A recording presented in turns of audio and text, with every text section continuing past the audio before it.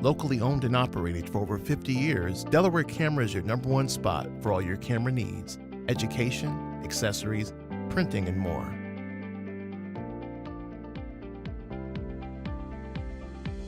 Located at 2635 Delaware Avenue in Buffalo. Visit cameraspot.com. Are we on? Hey, true believers. Will just threw us on the internet. I'm Mark, here with Mark from Delaware Camera, here with Steven from Delaware Camera. Yeah, we're here to do our not Facebook, it's YouTube Live and Instagram Live as well, as we do every Tuesday at noon. Which how many have we done of these, Will? A lot. Seven? Seventh one. Wow. All right, episode 7. Here we go. Technically 8, but What do we? We had an issue. What are we talking about today, Mark? We're talking about sensor size and what it means to you. And we're going to talk about different cameras, different sensors, things like that. Yeah. So, but first we're going to talk about the normal housekeeping that we do every week, where we talk about all the fun stuff we do in the store, like film developing,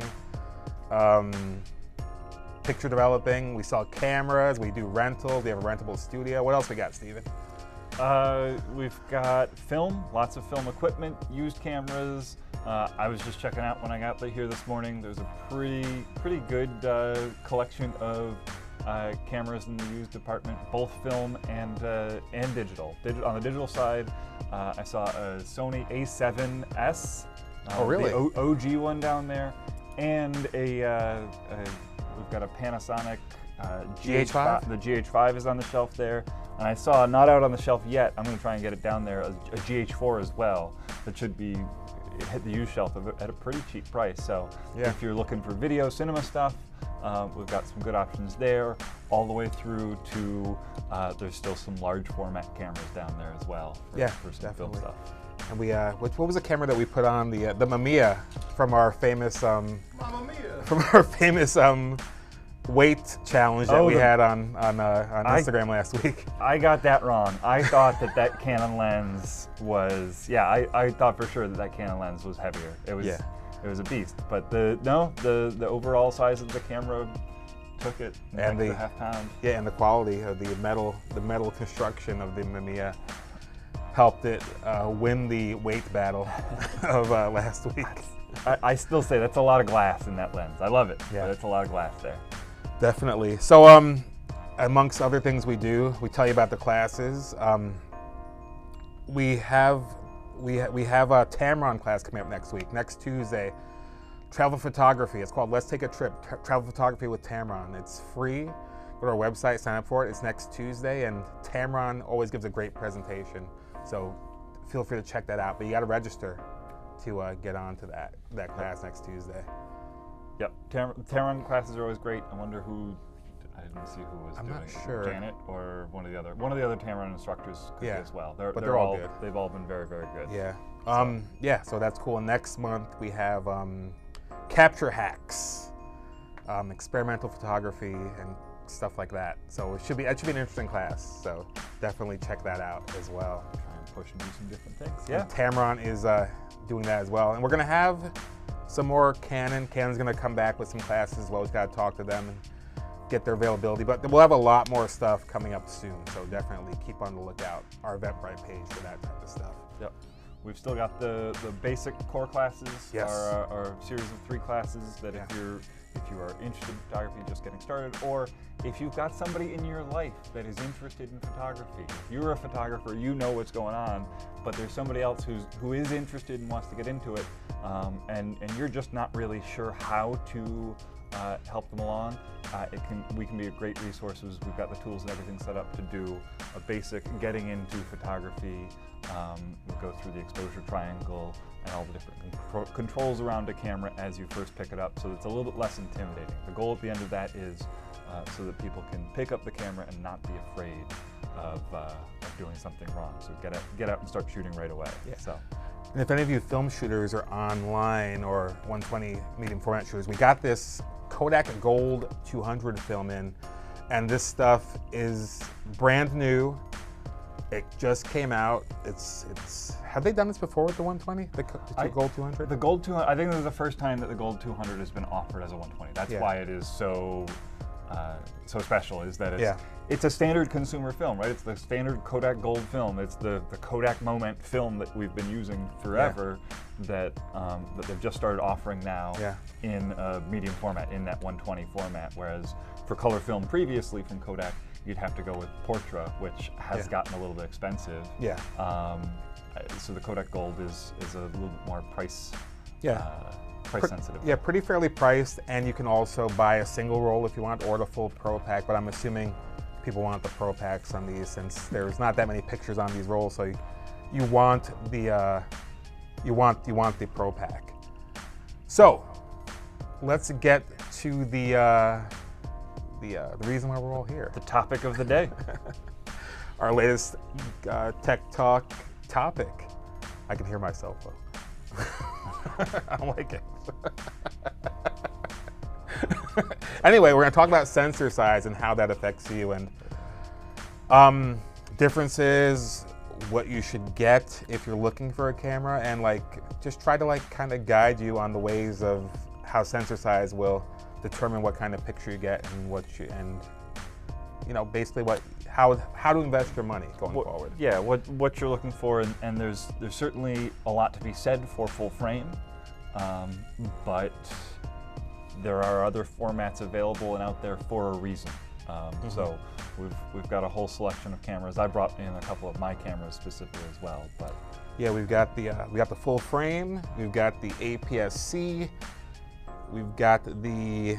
So this is a 1-inch sensor. Here's a couple micro 4/3 sensor size cameras, where the sensors are a little bit smaller.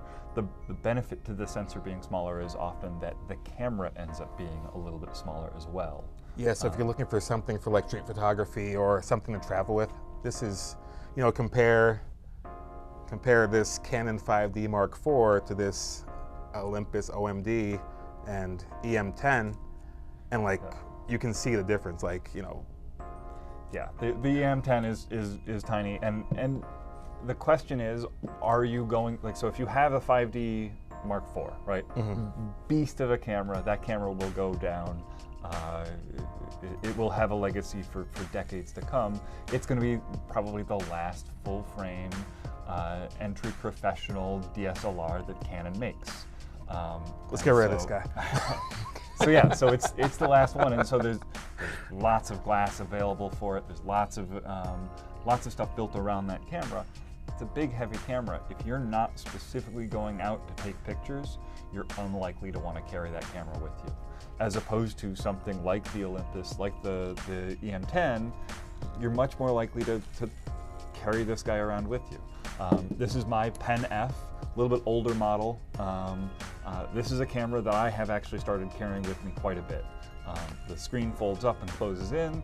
I've got my little Laowa 10mm f2 lens on there, so I'm getting a 20mm focal length equivalent. It's a good, super wide field of view. I prefer that. That's how I like to shoot street, or I like to be able to quick pull out my camera. I like photographing what I can see. So the field of view that I can see is roughly 20mm. Everything sort of in front of me, that's encompassed in that 20mm lens. So I can get this nice, super compact little camera, and I carry that in my bag pretty much all the time. And I'm coming from, for many years I shot with a Nikon DSLR. I'd been shooting Nikon full frame with a D600, and I had the opportunity to borrow a Fuji, the X-T1. And that was my changing point. I went on a trip with the Fuji X-T1, the 4 lenses, and the size of that camera and the lenses and a flash was the same size in my camera bag as the D600 1 lens and a flash. And I like shooting with a lot of different smaller prime lenses. I like being able to get faster stuff, very specific stuff. So so the Fuji X-T3 here, this is the camera that I consider my main one. It's an APS-C size sensor. I don't feel limited by this camera at all. There's nothing about what that camera can do or capture where I personally feel like, oh, yeah, the camera is getting in my way. If I were to upgrade, if I were to get a different camera, a better camera, it would be better. No, I'm the limitation in that equation. And that the Fuji X-T3 was sort of the first camera that I ever shot with that I felt that way, right? And any of the still shooting, it handles the image quality, it handles very, very well. And then also video, it handles, there's nothing that I can throw at it, no demands that I'm gonna make where I'm limited by the camera itself. That said, I also do have a full frame Nikon. I do have a Z6 now that I've been playing with a lot for the different lenses. And it's a great camera. I do carry it. If anything now, I've started carrying the Olympus more than the Fuji just because it is that little bit smaller size. And if I'm gonna carry something bigger, often I do wind up going to the Nikon, so. So the differences between like the sensors, so there's a full frame sensor, there's the APS-C, which is a little bit smaller than the full frame. So you're gonna show those? Yeah, I'll pull a couple sensors out and we'll actually see them. Bring that dust in. Oh yeah, well, we'll go back a couple weeks and we'll clean it again. So, yeah, and this is my camera, so I don't feel bad doing it. This is an APS-C size sensor. Here we've got the full frame sensor on the Sony. This is the Sony A7C. So this is actually still a really, or excuse me, A7 III. So mirrorless, still a fairly compact. If we look at physically the size of the camera, the Fuji's only a little bit smaller, but you've got a much, much larger sensor on that Sony. And then if we look down here compared to the Olympus, the Pen F is even smaller still, that little tiny micro 4/3 size sensor. I didn't check my research, but is the ratio on the ratio on the 4/3? So the other ones are 2:3, and the ratio on the micro 4/3 obviously 4:3. 4:3. So it's more of a square feel. The aspect ratio of the image, right? So it's so 4/3 equates a little bit closer, not exactly, a little bit closer to an 8:10. Yeah. Framing aspect ratio. Excuse me. As opposed to all of the APS-C size sensors and the and full frame sensors are all 2:3 ratios. 20 full frame, 24 millimeter by 36 millimeter is the actual physical dimensions of that sensor. Yeah, I think back when we first got mirrorless cameras, I think Olympus were the first ones that we saw, and they like the way I put it, like Olympus started the full frame or not full frame, the mirrorless revolution, and then like Sony kind of perfected it because Sony. It's not perfected yet. Well, they brought it. They made the world mirrorless. I think the first full frame mirrorless. The first full frame mirrorless was the Sony A7, right? Yeah. That's. I think Sony kind of pushed mirrorless into the mainstream. I think that's what they kind of did. You know, first they had that translucent sensor on the translucent mirror, translucent mirror on their SLRs, DSLRs. Then they went to the mirrorless and kind of brought that to the forefront.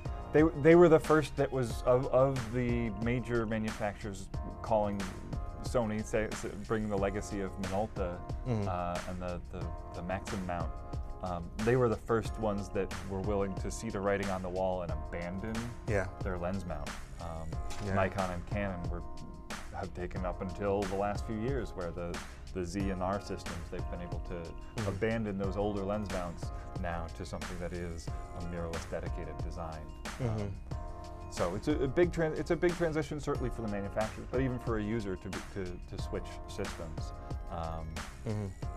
Yeah, I mean, so when I was doing research for this, I was like, I have a full frame camera, and I used to have an APS-C or a 7D. I think I still have it, but I was like, why would someone want an APS-C camera? Because I felt like full frame is everything. Like when I shot film, and I went to my Canon XT, I was like, what is this? I don't have the wide angles that I used to have, and that was like one of the things that why I keep it full frame, because of the wide angles. I know you can get lenses that will make it like that with APS-C, but I have my. Well, go on. Yeah. So you shoot wide, right? Yeah. So 20 millimeter, I like shooting wide. You shoot wide or even wider than that often. Yeah. Concert photography, stuff like that. So certainly, having that transition of going from film and then taking the lenses that you've got to a digital to an APS-C size sensor, that's going to be a little certainly going to be jarring because you're losing 30% of the image. You're cropping in on it. Yeah, I had a Canon A2, and like, you know, so I always had my A2 with my 17 to 35 lens, and when I put on my XT, it was like it wasn't a 17 millimeter anymore. So that was like a red flag in my mind. It was like something I didn't want to have. So I eventually got a Canon 5D. But I mean, if you're buying new lenses and stuff, I don't think it matters as much. Yeah. So now there are APS-C lenses that are available that you can get wide, right? So talk about wide. This is my little Laowa fisheye. That's a 4 millimeter, 210 degree field of view. So you can see me over here. This lens will see behind the camera. Right, the way the light actually comes in from the side and hits the lens, it's actually seeing behind the camera itself. It's a 180 degree field of view. So you can get wide, and this is for an APS-C size sensor. This is for my Fuji. So you can certainly get wide if you need it. Yeah, that's the little 4 millimeter fisheye. So like in my research, my hours of YouTube watching last night, the main takeaways I had with why you would get I don't know what your opinions are, Stephen, but the reason why you would get an APS-C that I saw was mainly like cost and size, where APS-C is a little bit smaller than the full frames. Yeah, I think those are the two major things. And yeah, cost and size were the two main things. The physical size of the cameras certainly are a big factor there. One of the other factors is if you are on the cutting edge, right? If you are staying to the fastest, highest end cameras, and you do need that speed, right now, so the most recent announcements we've had from Olympus and Panasonic, their Micro Four Thirds sensors. So we've got the Olympus OM1 and the Panasonic GH6 now. Both of those cameras are using those Micro Four Thirds sensors, but they're adding features and they're doing things that you just can't do with a full frame sensor at this point. So be that the 120 frames per second on the OM1, which, full frame you can compete with a camera like the Nikon Z9, which, you got to be able to find one. Yeah. They are in demand. We've got many on order. They come in and go out real quick. So the Z9 can get close to that same speed, but here you've got a camera that is available and that is relatively affordable. Are you talking in a picture sense, the frames per second? Frames per second, 120. So a full it'll record a full resolution JPEG at 120 frames per second. That's something I did not know. But that's good and information. so because you're dealing with a smaller sensor, you're dealing with less data. And so the processors, they can process and move that data a lot faster. And so in a similar sense, on the Panasonic side, the image stabilization, in-body image stabilization, they've sort of Panasonic certainly has always been a leader in that area, but a lot of that has to do with the physical size of the sensor that they're trying to move around to do that sensor shift and to stabilize it is smaller, so you need smaller motors, or you can be more precise with those movements. So the image stabilization on smaller sensors often ends up being much better than the larger format sensors. One thing I've found though, like like they say APS-C is smaller and such. When you get into the bigger lenses and such, like if you buy like a 2.8 lens, it's always going to be kind of a larger lens. So one thing I've found though, with the Fujis, it seems like Fuji makes everything small. So I know you have a lot of Fuji stuff. Yeah, so Fuji, the benefit compared to somebody like Sony, where Sony is making APS-C cameras and full frame cameras. Yeah. Fuji, they're in the Fuji X mount, it's just APS-C size cameras. The sensor's only APS-C, so they're not making lenses that try and do both. They're not trying to make multiple lenses. So like, this is the lens that I carry everywhere with me. This is my Fuji 23 millimeter f2. So if I have a Fuji camera with me, this lens is in the bag, just because it's a 35 millimeter equivalent f2, super compact, whatever situation, whatever I'm shooting, this is the lens that I know that, all right, it can bail me out if I'm in trouble. If I'm shooting big, long telephoto, if I'm shooting macro, if I'm shooting ultra wide angle, wherever I am, this ultra compact little 23mm lens is the one that comes with me for sure. Yeah, another cool Fuji thing I found, they have a huge array of prime lenses. So if you want something to bring with you that's, you know, whatever you're trying to shoot, they have I think they must have more prime lenses than any other manufacturer. It seems like they have a ton of them, or maybe we just have a ton of them in stock. But we'd have to go through. I mean, yeah, so Fuji certainly, I mean, I like shooting prime. I like shooting with a specific lens. Yeah. And so they have a lot of specific primes available. It'd be interesting to see, certainly by a ratio of all of the lenses that they have available and the number that are prime. I bet Fuji, you're right, Fuji probably is one of the top. I have a theory about that though. I know Fuji likes to keep stuff small. You know, of course, is it 50 to 140 is the 2.8? The 50 to 140 2.8. 70 to 200 equivalent. So that lens is big, obviously, and their 16 to 55 is a little bit bigger, but they have all these smaller lenses so they can have the smaller form factor. So if you want the smaller form factor, you have it, and I think that's kind of what they're going for, which I think is cool. So in this same 23mm, Fuji also has a 23mm f1.4 that is physically larger, because you need more space for that light. So you have the options of a small compact lens, and pretty much right through Fuji's lineup, you have all of the, you have a series of f2 lenses from the 18mm f2 so then you get the 23, the 35, the 50mm. There's a 16mm f2.8 that sort of falls in the same form factor, all weather resistant lenses, and then so those are all f2.8 f2, but then you also have a series of f1.4 or faster lenses. So I've got my 56mm f1.2. So even in the prime lineups, they've got a series of I think Fuji between 35mm, the 33 and the 35mm focal lengths. Yeah, Fuji has 4 different lenses. Yeah, that's cool. So there's the 35 1.4, the 35 f2. There's a 35 f2 XC, which is a cheaper version of the 35mm like this lens, and then there's the new 33mm 1.4, which that one seems to be the perfection, but physically much larger. So I'm generally going to go for a smaller, physically smaller lens, just for what I like to shoot and the way I shoot. Yeah, I shoot Canon, and they have an M50, which is their mirrorless, but you have what do you have? You have 3 lenses for it that I know of. You have the telephoto, the small zoom, and the 22.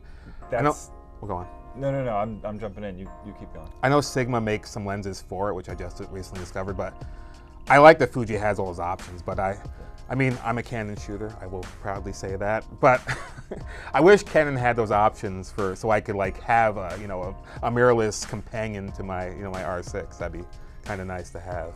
Canon got pinched a little bit with that, I think.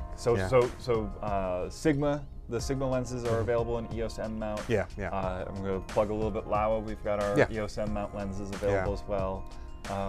But yeah, Canon had the EFM mount, the EOS M mount, and then launched the RF. So I would bet in the next 2 years the EOS M mount is gone. Yeah, they have rumors of a APS-C Canon newer one, so to kind of replace the 7D, 90D, 80D. Yeah, there's been rumors in there. There already are in the cinema world. There are a couple of Canon RF mount cameras that are APS-C size sensor, the Canon C70 and the Red Komodo. So those are both using the Canon RF mount, but in that smaller sensor. Yeah. I don't know if we've talked that much about how they're different, but let's get into that a little bit so we can have truth in advertising. So, so bokeh. I know I did some looking into that. So, is the bokeh better on the APS on the full frame than the APS-C? Would you say? From your experience? So if we talk about how they're different, the only way in which they're different is that it's physically smaller, right? So you're taking out the center portion of an image. So if you were to take the same lens on both cameras and put them onto your camera, you could, at the same like at the same subject distance, everything else being the same, the bokeh is going to be exactly the same. Yeah. You're just going to get less of the image in there to see. So to get the same field of view, you have to back up away from your subject to be able to get that same, to have those two pictures be the equivalent and the same. And by backing up, now the relative distance between your subject and the relative distance to the background ends up being less, so you get less bokeh, right? The further that distance, that relative distance, that makes sense. Yeah, you get more bokeh. So it is easier to achieve a pleasing bokeh on a full-frame camera, but that's why a lens like this Fuji, the 56mm f1.2 exists. So this is going to give you the equivalent of an 85mm focal length, and from an aperture, the bokeh standpoint, it's going to give you the look of an 85mm f1.4 in terms of bokeh, but you still have the light gathering capability of an f1.2. Yeah. So it's, you say, is it better? And I give you a whole spiel of, it depends. Yeah, I think everything depends. Like, a lot of people get hung up on all these these specs and stuff when it's a photographer every time. Oh, it's absolutely fine. It's so easy to do, and certainly here in the camera store, it's very easy to get caught up into the equipment because we have it all right here, and it's really cool to pick up. And I certainly enjoy playing around with stuff, but the camera that I use, right? So this is a 6 or 7 year old Olympus Pen F. This is the camera that's been in my bag the most because it's small and compact and it can do everything I need it to. The image quality is good enough for what I need. Yeah, and I have access to other. I have the Fuji, I have the Nikon, I have other stuff, but that's the one that fits in the bag and that's the one that comes with me.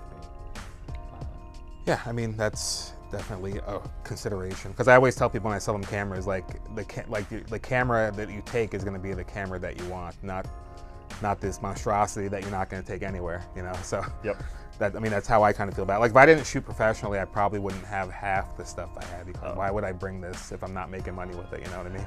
Like, why would I bring this 70-200 if, like, lug this thing around if I don't have to, if I just want to capture what I'm seeing and kind of, like, you know, do that.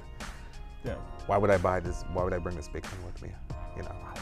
I say that, but I could say that, but at the same time, I have all kinds of equipment that I don't make money with. I just like toys. I've got a big Sigma 150-600. I don't shoot birds. I don't shoot sports. Did you get a deal on it though? I got a deal on it. That's for sure. I definitely am always hunting deals. Yeah. But I can't deny the gas. Yeah. Yeah, my trip, I'm taking a trip and I'm only going to bring one lens with me. Probably that monster, that 20-70, because it can do stuff that, you know, that I could bring 3 or 4 lenses to do. So I'm going to probably just bring that lens with me and see how it goes. Hopefully get some good pictures. So you're not even gonna throw the 51 or the 50 f2 in there, or I might bring like I might bring like a 16-35 or something like that.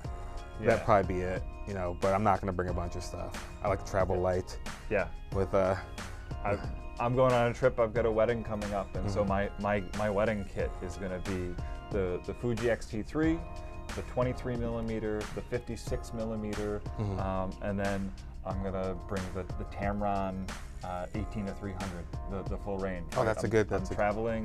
Yeah. Is it the sharpest lens that's going to be in my bag? No, that's probably going to be the 56 or the 23 in the right scenarios. But it can do so much more that these lenses just aren't going to be able to cover. And so, being able to capture that, and it's an outdoor wedding in the right light. Not worried about image quality from that lens. It's gonna perform. So one final question: would you say? I mean, I did a little research myself. Even though we do this every day, so I know what I think and feel and stuff. But would you say that like full frame or crop sensor or APS-C or 4/3, like low light, like noise and stuff, like how would you compare those? So all else being equal, you have a physically larger sensor. So it's a physically larger surface area for photons of light to be getting in and hitting. So just from like all else being equal, a larger sensor size is going to get you better image quality in low light. That being said, though, I feel like if you have something that's like a 7-year-old full frame camera and you have a brand new crop sensor, the new one's gonna be better. The developments in camera technology in the last 10 years has not been resolution, right? The megapixel war is, we're still trying to push and get to higher megapixels, but Fuji has been at the same 26 megapixel for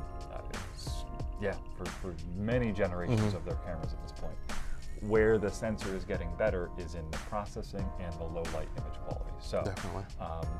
So looking at, that was another used piece downstairs. We've got a Canon 5D full frame, right? The classic, OG, the classic. The original Canon 5D.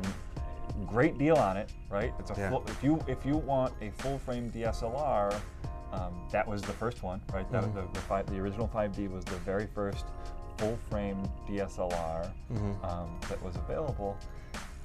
It's a great deal right now because resolution-wise, you can get good images, but as soon as you start trying to push it into lower light, as soon as you start trying to push that ISO up, 400, even 800 is going to start to get ugly.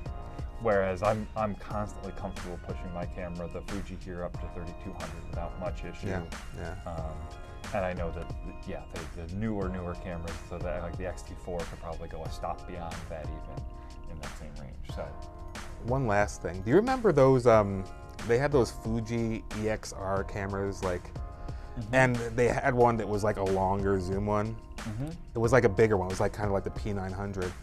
But when I saw the band I'm going to see this weekend, I took that camera with me because I'm like, I'm gonna take that camera and I'm gonna get these great pictures, and they were terrible because like, I think it was a small, I don't know what kind of sensor was in that thing. It was, if it was an EXR, it was the Super CCD Fuji sensor. Yeah, and that was terrible. It's low light image quality, like low light situation with a long lens, so it's not gonna be a fast lens, and just that small sensor just can't get enough light into it. So something like that's where we're going to look at this guy, right? So super zoom. This is a Sony RX10. So this is a 1-inch sensor. So still super small sensor, right? So smaller than even in the Micro Four Thirds camera. There's a fixed lens telephoto. So it's got a 1-inch sensor, which is bigger than any other point-and-shoot camera, and certainly much bigger than the sensor you're going to have in a cell phone. So low light image quality is certainly going to be better here, but also you do have a big telephoto lens. So I was traveling light in that trip. I flew to New York and then flew right back the next day. So I was traveling light. So, but this time I'm gonna have all my guns ready. All right. But I mean, I think that was a good conversation. If anyone has any questions about this type of thing, you can come into the store, message us on social media, Instagram, Facebook, YouTube, where we're coming at you right now. I mean, stop in the store. Steven, thank you. Yeah, thank you. It comes down to what you're looking for. So much about photography and a camera is specific to your needs. So having a camera store here, being able to come into the store and pick up any one of these different cameras, new cameras, the older cameras on the used shelf, and sort of feel it and see how it fits your hand and how you interact with it, that is going to go so far into how often you use the camera. This camera, not so good. How old did you say this is? I mean, I don't know how old. Windows Vista. Windows Vista compatible, whenever that was. Windows Vista. So I gotta say that's maybe a 2007 is my guess, if I had to call it. If anyone wants this, it's free on our free shelf upstairs. Free on the shelf upstairs. Come on in and claim it. Next week, well, if you like this, like, subscribe, all that good stuff. Leave us reviews. Give us feedback. We're always trying to make this a little bit better. Next week, we're gonna have one of our coworkers, Debbie, talk about all the cool films she's been shooting lately, like the what do we have? The Lomo film, the Street Candy, Rip Street Candy, which is going away soon. What else? The Wolfman film, Dracula film. Film photography project stuff. Yeah, that stuff's all. Cine Still. Yeah, tons of stuff. I don't know if she shot Double. any regular stuff, but she'll have a variety of stuff she's going to talk about, examples, show you why these films are a little bit different. So keep on the lookout for that, especially you film shooters. It should be interesting, and we'll have some visual aids as well, and Debbie's bubbly personality will be unleashed upon you all. So look out for that next Tuesday, and thank you for watching. All right, looking forward to it. Thank you. All right. Locally owned and operated for over 50 years, Delaware Camera is your #1 spot for all your camera needs: education, accessories, printing, and more.